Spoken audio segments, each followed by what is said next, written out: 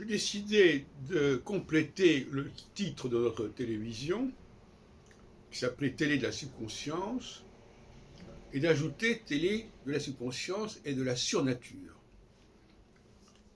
Parce que la surnature, ça veut bien dire ce que ça veut dire. Ça veut dire quelque chose qui est rajouté à la nature. Or, ma théologie, c'est la théologie de la surnature. Et la surnature, c'est pas non plus ce que l'homme a fabriqué. C'est pas la théologie du surhomme. La surnature, c'est la théologie d'un Dieu qui vient après le Dieu qui a rapport avec la nature, Deus sive natura, c'est la surnature.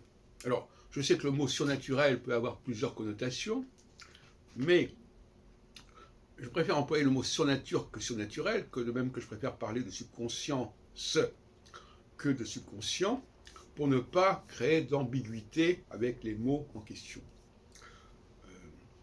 Donc le surnaturel, c'est maintenant mon cheval de bataille. L'astrologie relève du surnaturel. Alors il y a des astrologues qui disent que non, bien sûr, mais le débat est lancé. D'ailleurs, on pourrait faire un colloque sur astrologie, nature ou surnature. Ça me paraît tout à fait conseillé et louable. Et c'est très important parce que si les astrologues continuent à s'échiner à parler de rapport entre l'astrologie et la nature, et dire que l'astrologie est née de la nature, à mon avis, c'est une fausse piste. L'astrologie est née de la surnature. C'est-à-dire de quelque chose qui est un reformatage de la nature, qui est un étage supplémentaire, une surnature, à la nature première.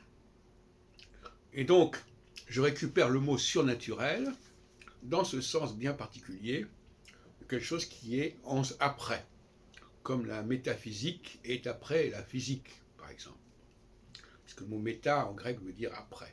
Enfin, c'est un autre problème sur lequel je ne reviendrai pas.